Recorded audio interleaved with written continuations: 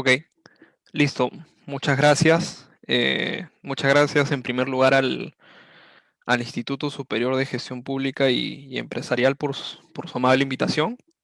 Soy Álvaro Cuba, abogado asociado del estudio Payet Rey Cao y Pérez en el Departamento de Arbitraje. Mi práctica se especializa principalmente en arbitrajes comerciales y arbitrajes de inversión y también consultas sobre derecho civil. Soy abogado, soy adjunto de docencia en la Pontificia Universidad Católica del Perú y en la Universidad del Pacífico, en los cursos de análisis económico del derecho, seminario de litigación eh, y procesal en litigación oral y, comunicación jurídica eficaz. Bien, el día de hoy me han invitado gentilmente a dar una exposición sobre un tema vinculado a mi práctica.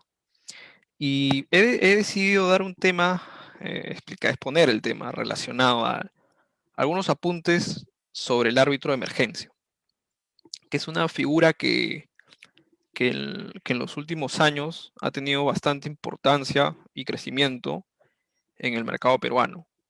Entonces, primero voy a compartir mi pantalla para, para proyectar un pequeño PowerPoint.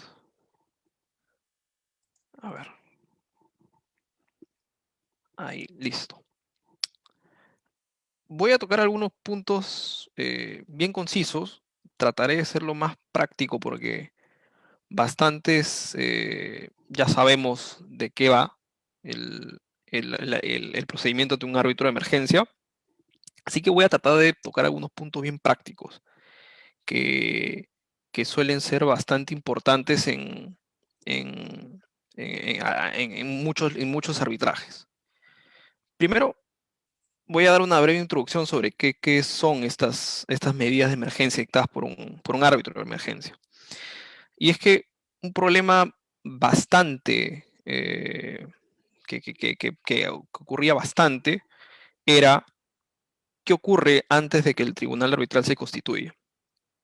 Porque una de las premisas, creo que, del arbitraje es básicamente que la gente quiere evitar el poder judicial. Es una suerte de que se le trata de otorgar al árbitro un monopolio para dirimir la controversia, ¿no? Pero el tribunal, su minuto uno es desde que se constituye, ¿no? Entonces, ¿qué ocurre hasta antes de la constitución del tribunal arbitral cuando hay situaciones de emergencia que las partes necesitan que un tribunal se pronuncie? Y esto se presenta de distintas maneras, ¿no? Impedir que una carta fianza se ejecute, pedir la renovación de una carta fianza, distinto tipo de garantías, en fin, distinto tipo de situaciones, que se preserve el status quo, en fin, diversas situaciones que las partes en situaciones de urgencia necesitan.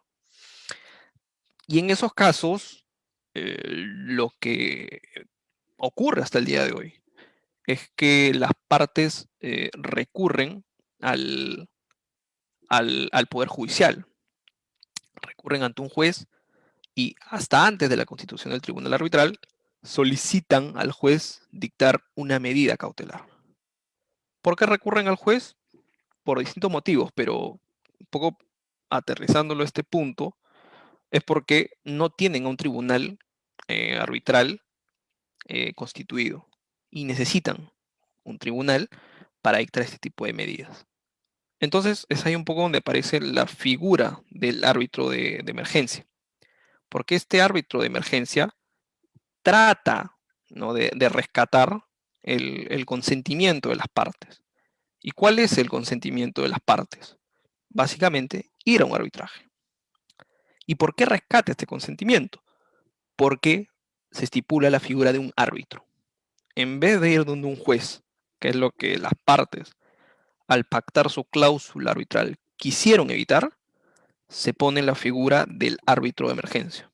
Como su nombre lo indica, ante una emergencia, que es esta situación de urgencia que las partes necesitan y para eso necesitan una medida cautelar, se crea la figura del árbitro de emergencia, ¿no? A falta de un tribunal arbitral constituido, se va o se recurre al árbitro de emergencia. Entonces, para ese tipo de situaciones está pensado esta figura del árbitro de emergencia. Y es redundante con lo que he indicado, pero solamente para precisar que este árbitro de emergencia emite medidas cautelares. Y obviamente el árbitro de emergencia es designado en muchos procedimientos por la Corte de Arbitraje. Bueno, en la Cámara de Comercio, voy a hablar específicamente del caso peruano, pero por ejemplo acá en la Cámara de Comercio de Lima, recientemente en AmCham, su nuevo reglamento de arbitraje ya prevé al árbitro de emergencia o la católica, ya la corte de arbitraje es quien designa a este árbitro de emergencia. Y este árbitro de emergencia no es el tribunal arbitral, es alguien distinto a quien va a constituirse como el tribunal arbitral. Y justamente emite su decisión en forma de una orden, ¿no? No emite un laudo, emite en forma de orden. Esa es un poco la característica logística de la forma de la decisión emitida por el tribunal, por el árbitro de emergencia. Y tres, voy a lo que había dicho, en Perú lo regula la Cámara de Comercio de Lima, desde su reglamento del 2017, lo regula recientemente AmCham, con su reglamento que va a entrar en vigencia a partir del 2021, en julio de 2021, y la Universidad Católica. Cada reglamento de arbitraje tiene un poco la facultad de dar los requisitos que más se acomoden, pero creo que la práctica arbitral internacional y cómo los reglamentos de arbitraje peruanos han seguido es básicamente ante tres supuestos en los cuales se excluyen las disposiciones sobre el árbitro de emergencia. Primero, cuando el convenio arbitral se suscribe antes de la entrada en vigencia del reglamento de arbitraje. Segundo, cuando hay una exclusión previa de las disposiciones del árbitro de emergencia. Y tercero, cuando el Estado es parte del arbitraje y no existe un sometimiento expreso a estas reglas del arbitraje de emergencia. Yo me quiero concentrar en el segundo, un poco vinculado a estos problemas eh, prácticos del arbitraje de emergencia. Quiero detenerme un rato en este tipo de exclusión. Porque ¿cuándo se da una exclusión de las disposiciones del árbitro de emergencia? Y mal que bien, pueden haber dos tipos.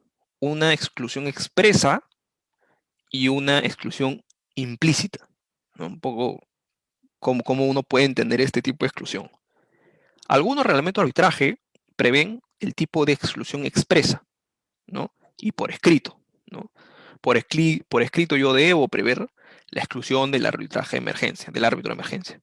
Porque las disposiciones del árbitro de emergencia son opt-out, es decir, yo debo pactar en contra para que esas disposiciones no me sean aplicables. Ese es en el tema de la exclusión expresa. Pero hay algunos casos donde se ha discutido la figura de la exclusión implícita, ¿no? Es decir, las partes no han dicho nada, pero por inferencias de cláusulas contractuales o actos de las partes, se puede concluir que las partes han excluido estas disposiciones del árbitro de emergencia. Y me voy a detener en uno, que son los dispute boards o las juntas de resolución de disputas, ¿no? Es su traducción en español. ¿Y cuándo, a ver, primero, ¿a qué me refiero con estos dispute boards o juntas de resolución de disputas? Hay algunas cláusulas arbitrales que prevén la posibilidad de que antes de recurrir a un arbitraje, la disputa pueda ser resuelta mediante otro mecanismo, procedimiento entre las partes. Por ejemplo, la conciliación, por ejemplo, la Junta de Resolución de Disputas, que es Anti-Dispute Board, y así hay diversos tipos. La pregunta es, y muchas veces pasa, que los Dispute Boards, Junta de Resolución de Disputas, tienen la facultad para emitir medidas cautelares, ¿no? Por ejemplo, el reglamento en la Cámara de Comercio Internacional faculta a estas juntas de resolución de disputas a dictar medidas provisionales. La Universidad Católica tiene reglas que implícitamente, por ejemplo, te indican que la Junta de Resolución de Disputas también tienen esta facultad de dictar medidas provisionales. Entonces, ¿qué ocurre cuando las partes en su cláusula arbitral pactan a los dispute boards u otro mecanismo prearbitral que tenga la facultad de dictar medidas cautelares? Y ahí ha surgido una pequeña discusión sobre, y eso tiene un tema muy práctico, ¿no? Porque eso muchas veces va a impactar en cómo yo pueda iniciar este procedimiento ante el árbitro de emergencia. La Cámara de Comercio Internacional, en su guía de la Secretaría, en el año 2012, que es algo recogido en el Task Force del 2019, un poco ha tratado de aclarar, pero indica que básicamente es una exclusión implícita. Ya el reglamento, ojo, de arbitraje de la Cámara de Comercio Internacional se ha modificado y ha derogado un poco esta, esta posibilidad de que se excluya el procedimiento de árbitro de emergencia ante un mecanismo similar, como por ejemplo el Dispute Board. Pero hay otros reglamentos que mantienen esta problemática, ¿no? Porque la CCI recién lo ha modificado en el 2021, un poco ha sacado esta disposición. Entonces, pero por ejemplo, AmCham, que justo hace unas horas vi su reglamento, permite la exclusión, pero no te dice si es explícita o implícita. Entonces, así como hay distintos reglamentos de arbitraje que obviamente no se han actualizado y que pueden tener estos problemas. La CCI en su momento dijo que pactar un procedimiento, un mecanismo prearbitral y que tenga la facultad de dictar medidas provisionales o cautelares puede ser considerado como un implied opt-out, ¿no? Una exclusión implícita, ¿no? Y por lo tanto, en esos casos, las normas o disposiciones sobre el árbitro de emergencia no serían aplicables. Y esto es muy interesante porque ¿qué ocurriría en la práctica? ¿No? Si yo pacto un dispute board u otro mecanismo prearbitral que tenga la facultad de dictar medidas cautelares, eso me impediría ir a un árbitro de emergencia y solicitar una medida cautelar. Y aquí pueden surgir varios problemas, ¿no? Pero creo que hay distintas cuestiones que uno debe evaluar en este caso. Porque bastantes normas de los reglamentos de arbitraje prevén estos mecanismos prearbitrales cuando, en otras palabras, sean una suerte de un bien sustituto de las normas del árbitro de emergencia. Es decir, que satisfagan en igual medida las exigencias que tengan los usuarios del arbitraje ante un árbitro de emergencia y ante este procedimiento prearbitral que tiene la facultad de dictar medidas cautelares. Es decir, para yo analizar si estoy impedido de iniciar un procedimiento ante un árbitro de emergencia, por esta causal, debo evaluar si el otro procedimiento prearbitral, por ejemplo, prearbitral, no, previo al arbitraje, tiene las mismas facultades y garantías que un árbitro de emergencia. Y esa es una cuestión muy importante, porque ante una situación de urgencia, muchas veces el dispute board no es la mejor solución. Y justamente el árbitro de emergencia es una mejor solución. Y creo que pueden haber muchas razones. Y voy a detallar algunas. Las decisiones del dispute board o algún mecanismo prearbitral carece de lo que se llama enforceability, ¿no? No tienen esa posibilidad de ejecución como una medida de emergencia de un árbitro de emergencia, ¿no? Porque usualmente se considera a las decisiones del dispute board, por ejemplo, como un acto meramente contractual. las partes han acordado eso, y más allá del impacto que pueda tener en las partes, no tiene mucha ejecución. O sea, imaginemos acá en Perú solicitar a un juez la ejecución de una decisión dictada por una junta de resolución de disputas. Es un poco complicado, ¿no? Que un juez, por ejemplo, acepte este tipo de ejecución. Entonces, creo que ese es un primer punto bien importante evaluar, ¿no?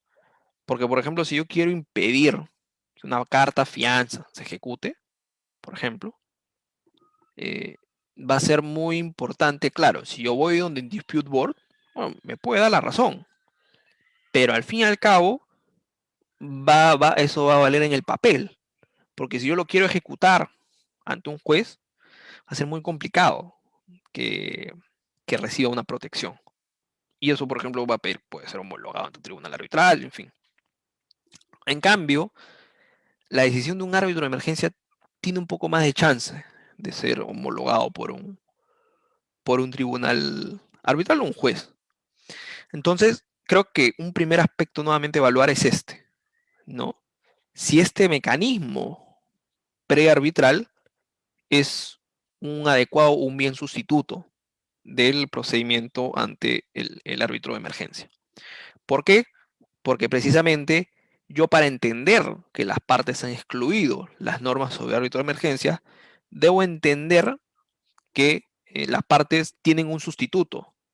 Justamente por eso lo excluyo, ¿no? Porque las partes ya han pactado algo similar. Entonces, bueno, las partes lo han excluido implícitamente.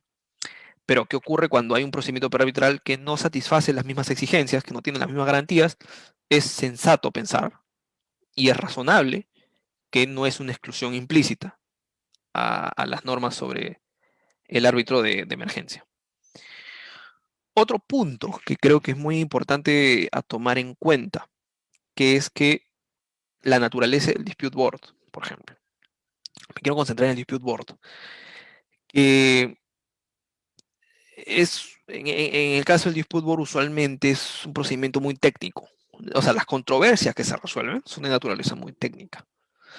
Y por lo general está compuesto por ingenieros, algunas veces economistas, técnicos principalmente. Y claro, un árbitro de emergencia, salvo excepciones, suele ser un abogado. El tribunal arbitral, nuevamente, salvo excepciones, suele ser compuesto por abogados. Entonces, creo que este es otro indicio que muestra que el dispute board no es un adecuado sustituto de un árbitro de emergencia. Porque ante una controversia o una medida cautelar que se quiera solicitar, pero que sea de naturaleza legal, por ejemplo, un tema relativo a una carta fianza, un dispute board, claro, me puede dar una medida cautelar, pero al fin y al cabo no satisface mis exigencias, porque justamente por carecer de formación legal es que yo tengo el derecho de recurrir a un árbitro de emergencia. Y ese árbitro de emergencia, por ser abogado, tiene la capacidad para darme una medida de emergencia más satisfactoria, ¿no? Y cuando digo más satisfactoria es que más conforme a derecho. Entonces creo que este es otro punto bien importante. Y otro punto también bien importante es un poco yendo a la razón de ser del, de las normas sobre del árbitro de emergencia, que es que el árbitro de emergencia, al ser de emergencia, eh, se caracteriza por el tiempo, muy reducido. Y este tiempo muy reducido, por ejemplo, algunos reglamentos arbitrales ponen 15 días hábiles de plazo, pero en la práctica usualmente, por ejemplo, la CCI, en un reporte que sacó en el 2019, te dice, ¿no? Que usualmente el plazo que se toma es más de 24 días, pero bueno, es un plazo corto en comparación a lo que puede dictar un juez, por ejemplo. Entonces, el procedimiento, por ejemplo, un dispute board o un mecanismo prearbitral suele ser mucho mayor. Suele ser de 60 días, que, digamos, siendo muy buena gente. Y esto en la práctica ni siquiera se puede cumplir. Entonces, esa es otra gran diferencia, ¿no? Que el dispute board, por ejemplo, tiene un tiempo que dura su proceso, que es mucho más largo en comparación al árbitro de emergencia. Y eso nuevamente nos da un indicio de que el procedimiento ante el árbitro de emergencia tiene exigencias que no pueden ser reemplazadas por un mecanismo prearbitral, por el tiempo del proceso. Si yo tengo una situación urgente que amerita el dictar una medida cautelar, tengo el derecho de ir ante un árbitro de emergencia y sin perjuicio del procedimiento que yo tenga ante un dispute board. Entonces, creo que estas cuestiones a evaluar son bien importantes al momento de yo tener una intención de iniciar un procedimiento ante un árbitro de emergencia, pero en mi cláusula arbitral tengo eh, como mecanismo prearbitral el dispute board o la junta de resolución de disputas. ¿Y por qué lo digo? Porque el reporte de la CCI ha indicado también que una, una controversia, una de las controversias más sonadas en temas de jurisdicción o de admisibilidad ha sido ¿no? Cuando hay procedimientos prearbitrales acordados, ¿qué ocurre si ese acuerdo me impide mi derecho de iniciar un procedimiento ante un árbitro de emergencia? Entonces creo que estos son aspectos que hay que tener muy presentes. Y también surge otra duda sobre cómo compatibilizar las disposiciones sobre el árbitro de emergencia con el mecanismo prearbitral. ¿Y a qué me refiero? Porque usualmente los reglamentos de arbitraje ponen un plazo para, por ejemplo, tras la emisión de la decisión del árbitro de emergencia, tengo un plazo para yo iniciar mi arbitraje y presentar mi solicitud de arbitraje. Entonces, imaginemos, correcto, tengo el derecho de iniciar mi procedimiento ante un árbitro de emergencia. ¿No? Ya lo tengo mi derecho, ya lo tengo el derecho. El árbitro de emergencia me da la razón, me dicta una medida cautelar. Pero ¿qué pasa, ¿no? Con el procedimiento prearbitral que está en curso? Imaginemos. Y nuevamente voy al tema de la demora, ¿no? Porque usualmente estos procedimientos prearbitrales demoran 60 días, no sé cuántos meses que pueda demandar. Entonces,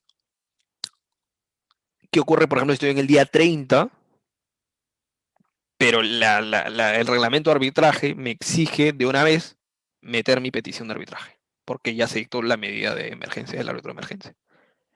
En ese caso, el reporte también de la CCI 2019 te sugiere, a modo de recomendación, dos cosas. Tú opta por cualquiera que sea. Primero, que le pidas al árbitro de emergencia una extensión del plazo para iniciar el arbitraje.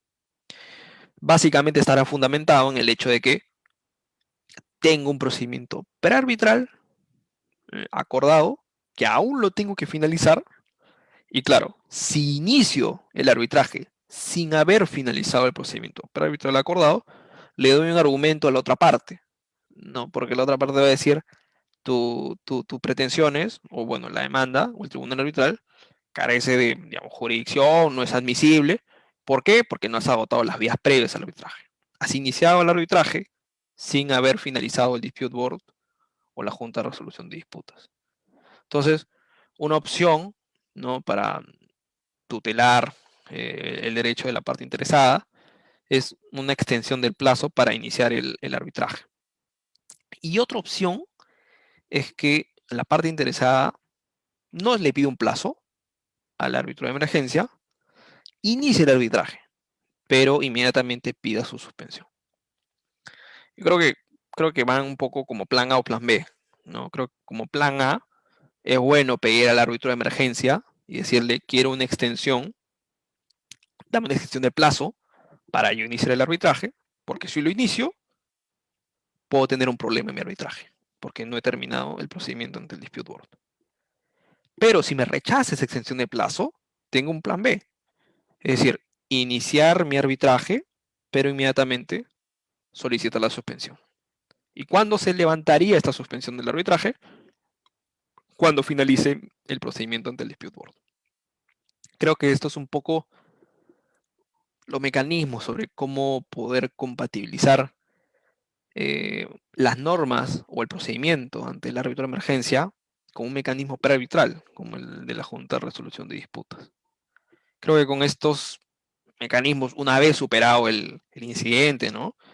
Y que el árbitro de emergencia dicta que tengo el derecho de solicitar una medida de emergencia pese a un procedimiento prearbitral, estas dos medidas permiten compatibilizar todas estas discusiones que estoy indicando. Ahora, quiero pasar a otro punto, que son las cuestiones de jurisdicción y de admisibilidad. Brevemente, quiero tocar estos puntos que son bien importantes a la hora de, cuando un árbitro de emergencia evalúa estos temas. Y un poco este reporte de la CCI sobre el árbitro de emergencia del 2019 y evalúa varios puntos. Uno de esos, por ejemplo, es el que ya toqué hace un momento. Pero hay otros dos puntos que me parecen bien interesantes. Es que cuando se plantea una medida de emergencia, el árbitro de emergencia debe evaluar si tiene jurisdicción para dictar esa medida de emergencia. Y uno de los problemas que enfrenta su jurisdicción es el hecho de que se solicita una medida de emergencia contra una parte no signataria. Y uno de los requisitos precisamente que solicitan la gran mayoría de reglamentos de arbitraje es que haya la existencia de un convenio arbitral y que uno firme el convenio arbitral, que esté dentro del ámbito de aplicación, ¿no? De que pide el reglamento de arbitraje. Pero la tendencia, por ejemplo, de la CCI, según este reporte del año 2019, ha sido rechazar las medidas de emergencia cuando se plantean contra una parte no signataria. Es decir, solamente aquella parte que expresamente haya firmado la cláusula arbitral, sea por cualquier medio que emita la ley de arbitraje, solamente contra esas partes,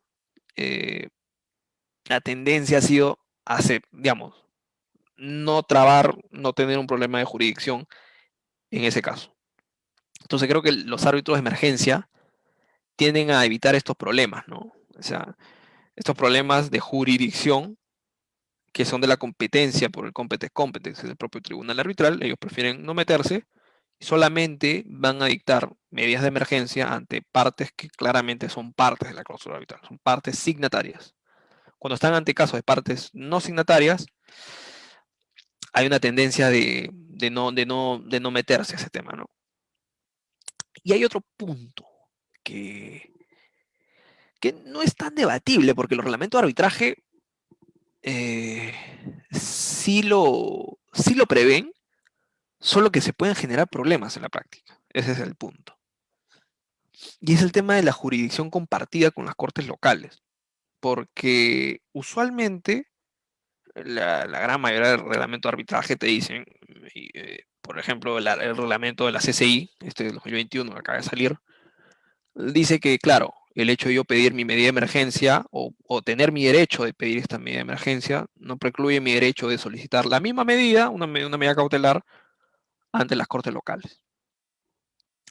Y eso, la gran mayoría de reglamentos de arbitraje que prevén estos procedimientos lo recoge.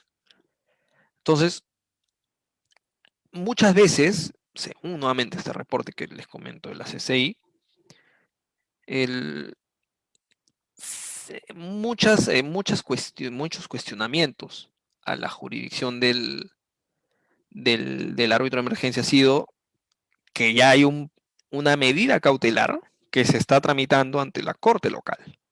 Entonces, árbitro de emergencia careces de jurisdicción porque esta medida ya se está solicitando en tu juez local. O, por ejemplo, a la inversa, ¿no? Se solicita a la parte, a la contraparte, o al árbitro de emergencia, que dicte una medida que ordene a la otra parte a no seguir su medida cautelar. ¿Por qué? Porque todo eso se está viendo ante el árbitro de emergencia. ¿Cuál ha sido la tendencia, digamos, rechazar ese tipo de objeciones? Y es respetar un poco el reglamento de arbitraje, ¿no? Y es básicamente que el árbitro de emergencia no tiene una jurisdicción exclusiva, ¿no? Y al no tener una jurisdicción exclusiva, tengo el derecho de iniciar paralelamente ante un árbitro de emergencia o un juez mi medida cautelar. Pero hay un problema, ¿no?, que puede surgir de esto y que muchas veces es la ejecutabilidad si es que hay medidas cautelares contradictorias. ¿Qué ocurre si yo pido ante un árbitro de emergencia una medida de un tipo y la contraparte va ante el juez y pide la misma medida? ¿Qué ocurre si el árbitro de emergencia dicta una medida de un tipo y el juez dice lo contrario? Pueden haber problemas de contradicción, ¿no? A menos, por supuesto, que el juez diga que carece de competencia porque el árbitro de emergencia está viendo este tema. Pero no debería decir eso. No debería decir eso, porque precisamente hay una jurisdicción, no hay una jurisdicción exclusiva. Entonces, acá puede haber un problema sobre la ejecutabilidad, porque pueden haber medidas cautelares contradictorias y ante una medida de un juez, una orden de un juez y una orden de un árbitro de emergencia, en la práctica, por ejemplo, peruana, tiene más fuerza una orden judicial. Por las razones que ya sabemos, que tiene una mejor capacidad de ejecución, la medida de emergencia, un árbitro de emergencia, incluso la ley de arbitraje permite ejecutar medidas cautelares de tribunales arbitrales. Razonablemente debería incluirse un árbitro de emergencia, pero si un juez es literalista, no debería incluirlo. Pero, digamos, una orden de un juez tiene más soporte de prevalecer, ¿no? Entonces, creo que este es un tema bien importante porque muchos reglamentos de arbitraje eh, permiten esta jurisdicción compartida. Y nuevamente, creo que esto puede traer una serie de problemas relativos a su ejecutabilidad de ambas decisiones, porque pueden ser contradictorias, pero creo que más perjuicio puede causar a la decisión de un árbitro de emergencia. Entonces creo que estas son unas discusiones que usualmente pasan, creo que es bueno tenerlas presentes. Ahora pasaré brevemente a las cuestiones de fondo que se suelen presentar ante estos procedimientos ante un árbitro de emergencia. Y es que los reglamentos de arbitraje no fijan estándares de evaluación ante un árbitro de emergencia. Es decir, a diferencia de las leyes procesales, ¿no?, el Código Procesal Civil peruano, que fija estándares, ¿no?, los requisitos que se deben cumplir para que una medida cautelar sea dictada, los reglamentos de arbitraje no fijan estos estándares. A veces incluso ni siquiera para las medidas cautelares de tribunales arbitrales, ¿no? Entonces, por ejemplo, en la mayoría de los casos de la Cámara de Comercio Internacional, el árbitro de emergencia ha recurrido a la práctica arbitral internacional, ¿no?, y en menor medida a la lex arbitre, ¿no? Y en el caso peruano, claro, digamos, la ley de arbitraje no fija expresamente estos requisitos, pero usualmente es más o menos unánime de cuáles son estos requisitos. Y en la práctica internacional también son medianamente pacíficos cuáles pueden ser estos requisitos. Entonces, pese a que el reglamento de arbitraje no prevé expresamente estos requisitos, usualmente se recurre a esta práctica internacional, a las fuentes del derecho internacional, y en menor medida la lex arbitre, que en el caso de la ley peruana no hay criterios expresos. ¿Cuáles son? Principalmente los requisitos más comunes, ¿no? La verosimilitud del derecho, en el derecho, el peligro en la demora, y básicamente la ley peruana, por ejemplo, y la práctica arbitral internacional, sugiere que es un daño irreparable, ¿no?, que no sea compensable monetariamente, aunque algunos, por ejemplo, Gallego discuten, ¿no?, si es un daño grave ante el balance de daños, un daño irreparable, pero en el texto, por ejemplo, el texto del reglamento de arbitraje, por ejemplo, la Cámara de Comercio de Lima, prevé, ¿no?, daño no compensable monetariamente. Más o menos así la reacción, pero es básicamente daño irreparable. Entonces, ese es un estándar bien alto que la ley modelo de un citral, por ejemplo, también establece. 3, el no prejuzgamiento sobre el fondo de la controversia. Y 4, la proporcionalidad. Entonces, creo que estos son los requisitos más comunes que que los árbitros de emergencia suelen observar al momento de dictar sus medidas de emergencia. A falta de disposiciones en el reglamento de arbitraje, suelen atender a estos tipos de requisitos comunes. Y finalmente voy a tocar brevemente el tema de la ejecutabilidad de las decisiones arbitrales. Y como les adelanté al inicio, las medidas de emergencia pueden tener algunos problemas de ejecución ante una de las cortes locales. No deberían tenerlas, obviamente, no, porque a ver, si bien digamos, la ley de arbitraje fija o establece los límites de ejecución del juez y dice el juez puede ejecutar decisiones cautelares de tribunales arbitrales y no hace mención a un árbitro de emergencia, razonablemente debería, obviamente, que es lo lógico, ejecutar las decisiones de un árbitro de emergencia. Entonces, digamos, la gran mayoría de reglamentos de arbitraje establecen que las decisiones de emergencia deben ser acatadas por las partes, salvo en cuyo caso que sean incumplidas, se pueden tomar distintas medidas. Por ejemplo, asignar los costos del arbitraje a la parte que incumple, eh, ejecutar órdenes para, ¿no es cierto? Órdenes adicionales para que se cumpla esta medida de emergencia. En fin, se puede recurrir al tribunal arbitral y solicitar que ordene a la parte infiel, digamos, que cumpla la medida de emergencia. Otra opción es que pueda recurrir a las cortes locales, ¿no? Y cumplir esta medida de emergencia, ¿no? Que solicite al juez que ordene la ejecución de esta medida de emergencia. Pero hay un problema que es bien importante, que viene de la práctica y que es sobre cómo, si realmente estas medidas de emergencia están sirviendo a su propósito, ¿no? Porque como les adelanté, estas medidas de emergencia tienen el propósito de salvaguardar dos cosas, pero creo que más una, que es respetar la decisión de las partes, su cláusula arbitral. Porque al pactar esta cláusula arbitral, se trata de excluir la intervención de los jueces. Poco es la idea, ¿no? Y claro, ¿qué ocurre cuando estas medidas no sirven a su propósito? ¿Y por qué?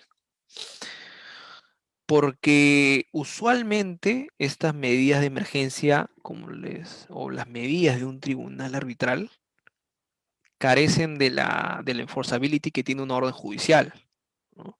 Una orden judicial, si uno la desacata, incluso puede tener una responsabilidad penal de por medio. Y las decisiones judiciales, pues, por ejemplo, la ley de arbitraje lo dice expresamente. Si uno incumple una medida cautelar dictada por un árbitro, hasta ahí, digamos, el tribunal arbitral aguanta su competencia y dice, no, ándate al juez para que lo ejecutes si deseas usar la fuerza pública. Y también, usualmente, los jueces pueden tener competencia frente a terceros, ¿no? Porque el arbitraje es usualmente entre las partes, es entre las partes, mejor dicho. Y muchas veces las medidas cautelares no necesariamente son ejecutadas contra las partes, pueden ser incluso ejecutadas contra terceros, un fideicomiso, por ejemplo. El fideicomiso usualmente no participa en el arbitraje. Y es todo un problema, ¿no? Porque imagínense que yo tengo una medida de emergencia, pero la tengo que ejecutar ante un fideicomiso. El fiduciario, por ejemplo, el que participa en el fideicomiso, tiene muchísimas razones para negarse a ejecutar esta medida de emergencia. Pero creo que la principal es precisamente porque carece de enforceability, ¿no? Y esta medida de emergencia, que también es Es un problema que tiene una medida cautelar arbitral, de un tribunal arbitral, hace que los usuarios del arbitraje muchas veces vayan al Poder Judicial antes de ir a una medida de emergencia, ¿no? De un árbitro de emergencia, por estos problemas de ejecución. Y es muy curioso porque, digamos, un poco les decía al inicio que las medidas de emergencia ante el dispute board no era un bien sustituto, un sustituto adecuado. Y eso pasa lo mismo con las medidas de emergencia frente a una orden judicial. Parece que estas medidas de emergencia no son un adecuado sustituto de una orden judicial, ¿no? Porque la orden judicial tiene estas características que les indico que tienen más incentivos a la parte que va a ejecutar la decisión, ¿no? El fideicomiso que les pongo.